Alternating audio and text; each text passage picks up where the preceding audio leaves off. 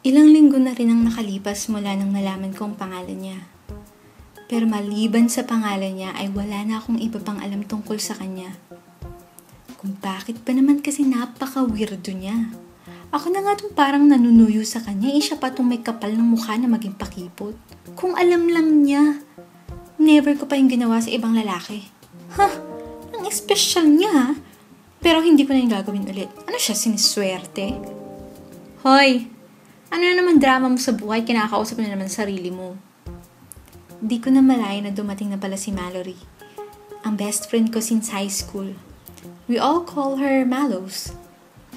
Kanina ko pa siyang hinihintay. Nakagawian namin na magkape sa iba't ibang coffee shop at magkwentuhan sa tuwing namimiss namin ng isa't isa. Buwan-buwan namin yung ginagawa para kahit hindi na kami araw-araw nakikita, hindi pa rin kami outdated sa latest news and updates sa buhay ng isa't isa. Bruhak ka, andyan ka na pala, hindi ka man lang nagsasalita. Enjoy kayong makinig sa monolog mo. Bastos ka, sino ba kasi yung kaaway mo? Ako? May kaaway? Wala no? Ano ba pinagsasabi mo? Kanina lang ay parang may gusto kang sugurin dyan kaya huwag ka na mag-deny. Ay... Naalala mo ba yung guy na kinento ko sa'yo? Sino? Si Roy? Yung unang beses ka pala nakita, niyaya ka na agad makipag-date? Yung feeling gwapo? Uy, ang bad mo ha, hindi siya. Si Jason the photographer, yung gusto ka gawing model. Hindi. At saka hindi naman niya ako gustong gawing model. Nagtanong lang siya kung pwede niya ako kunan ng picture. Ganun na rin yun. Di ba niyaya ka nun mag-sine after? So, ano nangyari? Ayoko nga. Di ko pa nga siya ganun kakilala, tapos sasama ako manood ng sine. Baka kung ano paggawin niya sa akin dun. Kung ganun, ano meron sa Jason na yan? Kay Jason? Hoy, ano ka ba? Hindi nga tungkol kay Jason. Tungkol kanino? Kay Mike, ang super masugid mong suitor. Ay, nako, Day. Kung ayaw mo sa kanya, pasa mo na lang sa akin. Ang gwapo niya kaya, super gentleman pa. Pasa ko sa'yo. Ginawa mo pang bagay si Mike. At saka, teka, di ba may Andrew ka na? Ano na naman nangyari? Hay nako, ewan ko sa kanya at ayaw kong pag-usapan. Ikaw ang topic sa araw na to. So, ano na nga? Ano meron kay Mike? Ay, ano be? Hindi si Mike. Diyos me naman, ang dami naman kasing lalaki sa buhay mo. Sino ba talaga? Hoy, wala akong lalaki ha. Di ko sila mga lalaki. Grabe ka. Ganun na rin yun, no? So, ano nga? Sino?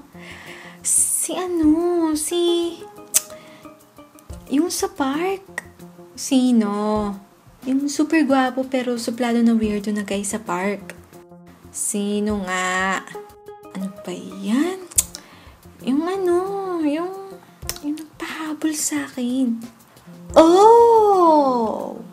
Si Chase ba ito? So, wakas. Okay, spill. Nag-kiss na ba kayo? Sira. Di ko pa nga siya ulit nakikita mula nung alam mo na. Mula nung nagkabulan kayo? Ano be? Ako lang umabol, diba? Ayaw nga pala. Ang cheap mo doon, friend Sira ka talaga. Bakit mo kasi hinabol? Anyway, so ano ba meron sa kanya this time, ha? Wala nga Ano? You made me come here all the way from my client meeting in Batangas to tell me nothing, as in nada? Wala nga akong balita sa kanya Hindi ko alam kung kailan ko siya makikita ulit, tas di siya maalis sa isip ko. Di tawagan mo, o kaya i-text, problema ba yun? Sabi mo nga kanina, nagmukha akong cheap nung hinabol ko siya dun sa park, diba? Sige, kunyari, hindi ko sinabi. Malos naman Isipin mo na lang na we're living in the modern day era, kaya kahit ano pwede na. Yan, go girl. Hindi pwede. Bakit na naman? Ang dami mong arty friend. Di ko alam kung anong number niya What? Ay, pambihira. Wala talaga mangyayari. Hinabol mo na lahat sa park, di mo pa nakuha yung number. Ang hina mo naman, friend. Sobra ka na. On the first place, di ko nga siya dapat hinabol nun, di ba? Pwes, kung sa tingin mo ay mali ang ginawa mong paghabol sa kanya that time, mali din na isipin mo pa siya. As simple as that.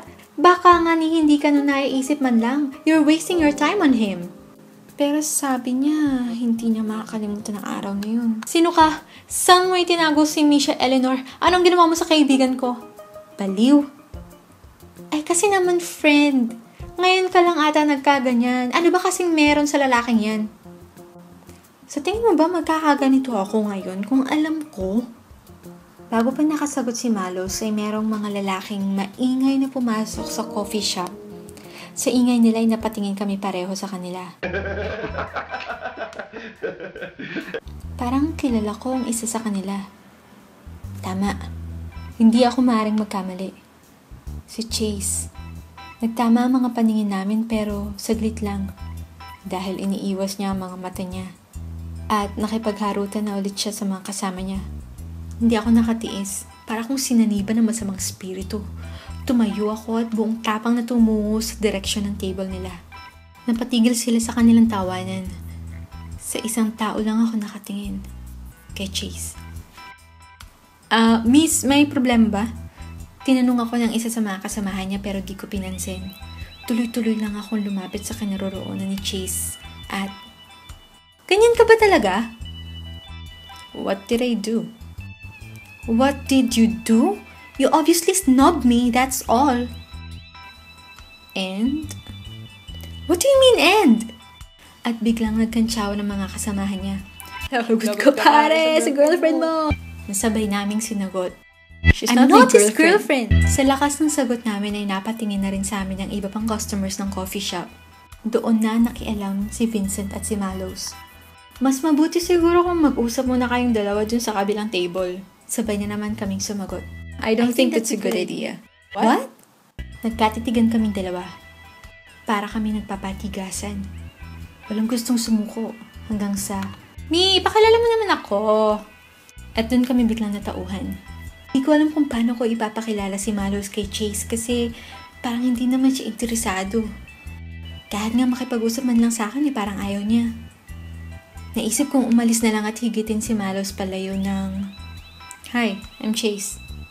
Oh, so you're Chase. It's nice to finally meet you. I'm Mallory, Misha's best friend, but you can call me Malos. And just like that, they shook hands.